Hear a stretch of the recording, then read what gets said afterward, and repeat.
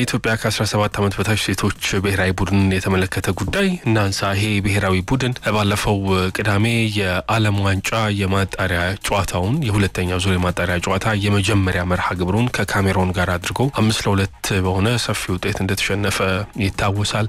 የመልስ ጨዋታውን የፊታችን ቅዳሜ በአበበ ቢቂላ ስታዲየም ያከናውናል። ይሄ ብሔራዊ ቡድን ወደ ኢትዮጵያ ከካሜሮን በመመለስ ልምምድ ትላንትና በአዲስ አበባ ስታዲየም ማድረግ መጀመሩ ለማወቅ ተችሏል። አሰልጣኝ ረውዳ አሊ ይሄንን ብሔራዊ ቡድን በአሰልጣኝነት ትመራዋለች። ብሔራዊ ቡድኑ ወደ ቀጣዩ ዙር ለመሸጋገር 3 ጎሎችና ከዛ በላይ ማስቆጠር ግዴታው ነው። ቅዳሜ በሚኖረው መርሃ ግብር ትልቅ የሚባል ተራራ እንደመቧጠጥ ያለ ነው። ከባድ ጨዋታ ነው ከፊቱ የሚጠብቀው። ለዚህ ጨዋታ ዝግጅታቸውን ወደ ሀገር ቤት ከተመለሱ በኋላ ትላንትና እንደጀመሩ የኢትዮጵያ እግር ኳስ ፌዴሬሽን አጋርቶናል። በሌላ ጉዳይ የካፍ አስቸኳይ ጠቅላላ ጉባኤ በካይሮ መካሄድ ጀምሯል። የአፍሪካ እግር ኳስ ኮንፌዴሬሽን አስቸኳይ ጠቅላላ ጉባኤውን ከትላንት ጀምሮ በግብጽ ካይሮ ማድረግ ጀምሯል። ከዋና ጉባኤ አስቀድሞ የሚካሄደው የክፍለ አህጉር ማህበራት ስብሰባ የሴካፋን ጨምሮ ትላንትና ሲደረግ ነበረ። የካፍ ፕሬዝዳንት ዶክተር ፓትሪስ ሞትሴፔ በተገኙበት ተደርጓል። ዛሬ የካፍ ስራ አስፈጻሚ ኮሚቴ ስብሰባ የሚከናወን ይሆናል። ነገ ደግሞ አስቸኳይ ጠቅላላ ጉባኤው ይከናወናል። የኢትዮጵያ እግር ኳስ ፌዴሬሽን ፕሬዝዳንትና የካፍ ስራ አስፈጻሚ ኮሚቴ አባል አቶ ኢሳያስ ጅራ፣ ምክትል ፕሬዝዳንት ዶክተር ዳኛቸው ንግሩና ዋና ስራ አስፈጻሚ አቶ ባህሩ ጥላሁን የጉባኤው ተሳታፊ በመሆን በስፍራው ይገኛሉ። የካፍ 46ኛ መደበኛ ጠቅላላ ጉባኤ በኢትዮጵያ አስተናጋጅነት በጥቅምት ወር አዲስ አበባ ላይ መካሄዱ ይታወሳል። አሁን ደግሞ በካይሮ ይሄ አስቸኳይ ጠቅላላ ጉባኤ እየተደረገ ይገኛል። በኢትዮጵያ ፕሪሚየር ሊግ በአዳማ የመጨረሻ የ22ኛ ሳምንት ጨዋታዎች የተከናወኑ ነው የሚገኙት። ትላንትና 2 ጨዋታዎች ተደርገው ነበረ። ሀዲያ ሆሳዕና ከባህር ዳር ከተማ ጋር ያደረገውን ጨዋታ 1-2 በሆነ ውጤት በባህር ዳር ከተማ ተሸንፏል። ፍቅረ ሚካኤል አለሙ በ90ኛው ደቂቃ የማሸነፊያውን ጎል ለባህር ዳር ከተማ ማስቆጠር ችሏል። በዋንጫ ፍክክሩ ላይ በጣም ትልቅ ትርጉም ያለው ጨዋታ ነበረ።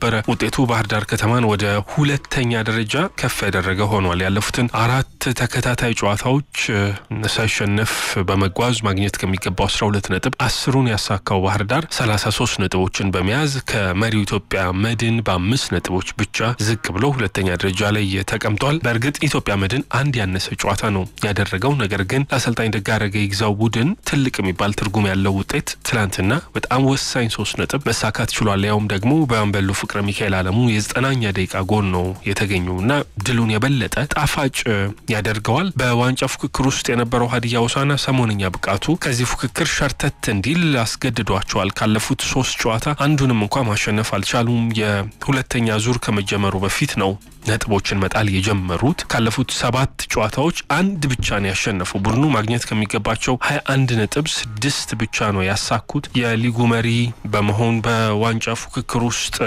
ረዘም ላለ ጊዜ መቆየት የቻለው ቡድን አሁን ሸርተት እያለ መጥቷል።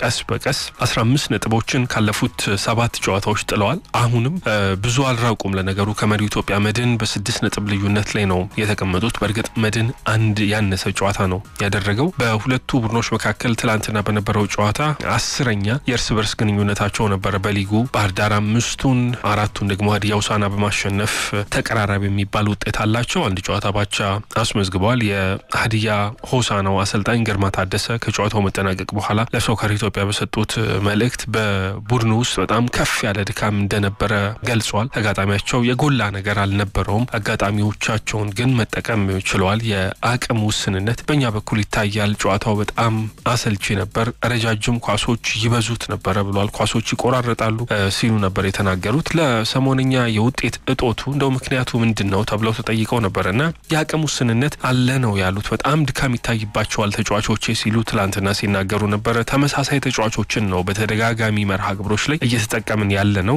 ቡድኑ ሊያግዙ የሚችሉ ተጫዋቾች፣ ቡድኑ ሊያግዙ የሚችሉ ልጆች ማምጣት አለብን። ባህር ዳር ትላንትና እድለኛ ነው እንጂ ከኛ የተሻለ አልነበረም በማለት ሀሳባቸውን ሰጥተዋል። አሰልጣኝ ደጋረገ ይግዛው ጥሩ ጉልበት ያለው ቡድን እንደሆነ ነው የገለጹት። ሀዲያ ሆሳዕናን በተለይ በመልሶ ማጥቃት ፈጣን የሚባሉ የአጥቂ ስፍራ ተጫዋቾችን በመያዙ ጎሎችን ለማስቆጠር ጨዋታዎችን ለማሸነፍ የሚሆኑ የሆኑ ተጫዋቾችን መያዝ የቻለ ቡድን ነው። ይህንን ማቆም መቻላቸው ቡድናቸውን እንዲያደንቁ ምክንያት ሆኗቸዋል። ተጫዋቾቻቸው ቁርጠኛ ነበሩ ጨዋታውን ለማሸነፍና ደግሞ ታክቲካል ዲሲፕሊን ነበራቸው ሲል አድንቋቸዋል። ቡድኑ በጉዳት ምክንያት አስገዳጅ ቅያሪ ጭምር በትላንትናው ጨዋታ ለማድረግ እንደተገደደ ገልጿል። ውጤቱን እንግዲህ ለተጫዋቾቻቸው አድናቆት በመስጠት ነው ያለፉት። በሌላ ጨዋታ ሲዳማ ቡናና አዳማ ከተማ 0-0 በሆናቸው ውጤት ጨዋታቸውን አጠናቀዋል። ከወራጅ ቀጠና ለመውጣት የተደረገ ትግል ነው። ለአዳማ መዲናቸው በመቀመጫቸው ከተማ ሲደረግ የነበረ ጨዋታ ብዙም የተመቻቸው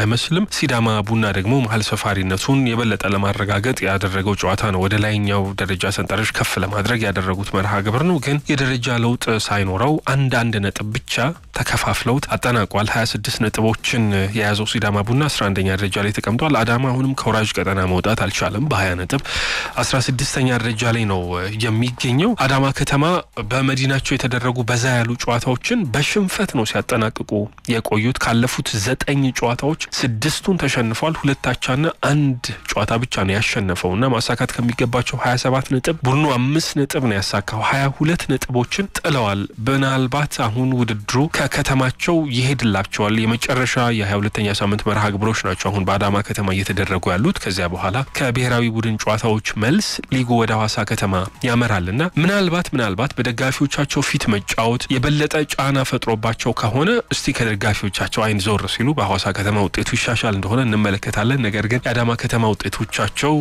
የሰመረ ሊሆን አልቻለም። ሲዳማ ቡና ተከታታይ 4ኛ ጨዋታውን ነው ባቻ ውጤት ያጠናቀቀው።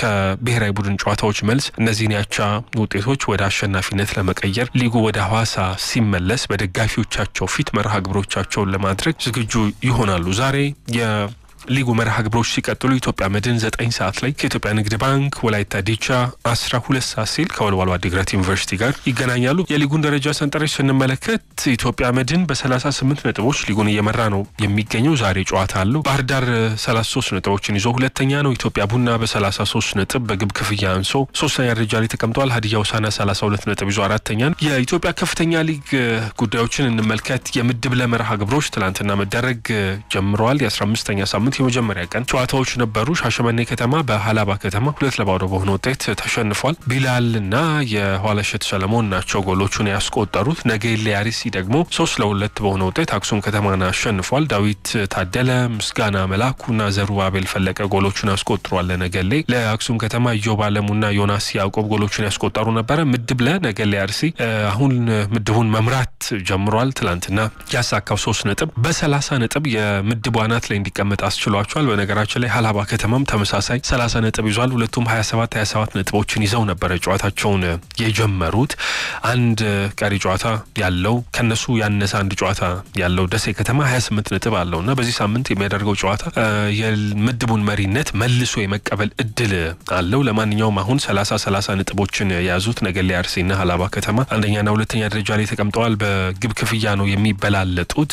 13 ንጹህ ጎሎች አሉት ነገሌ አርሲ። ሃላባ ደግሞ 11 ጎሎችን አስቆጥሯል። 28 ነጥብ የያዘው ደሴ 17 ንጹህ ጎል ይዞ 3ኛ ደረጃ ላይ ተቀምጧል። ዛሬ ምድብ ላይ የሚደረጉ ጨዋታዎች አሉ። ንብ 7 ሰዓት ላይ ከስልጤ ወራቤ፣ ሱሉልታ ክፍለ ከተማ ደግሞ 9 ሰዓት ላይ ከአዲስ አበባ ዩኒቨርሲቲ ይገናኛሉ። ዛሬ የምድብ ሀ ጨዋታዎች ይጀምራሉ። ሸገር ከተማ 8 ሰዓት ላይ ከሰሎዳ አድዋ ጋር ይገናኛሉ። ወልቂጤ ከተማ 10 ሰዓት ሲል ከደደቢት ይጫወታሉ። የሀገሪቱ ሁለተኛ ትልቁ የሊግ እርከን ነው። ከፍተኛ ሊጉ ወደ ፕሪሚየር ሊጉ የሚመጡ ክለቦች የሚወሰንበት ነው። ምድብ ሀ ላይ ግን ቀድሞ የተረጋገጠ ይመስላል። የ10 ነጥቦች ልዩነት ተፈጥሯል። በእርግጥ ገና ብዙ ጨዋታዎች ያሉ ቢሆንም ብዙ ነገሮች ሊቀያየሩ ይችላሉ። ግን የ10 ነጥብ ልዩነት በጣም ሰፊ ነው። ሸገር ከተማ ነው 10 ነጥብ ልዩነት የፈጠረው 38 ነጥቦችን ይዟል። ተከታዩ ቤንች ማጂ ቡና ደግሞ 28 ነጥብ ነው ያለው። ወደ ፕሪሚየር ሊጉ ለመምጣት በቀጣዩ የውድድር ዓመት የተሻለ እድል ያለው ሸገር ከተማ ይመስላል።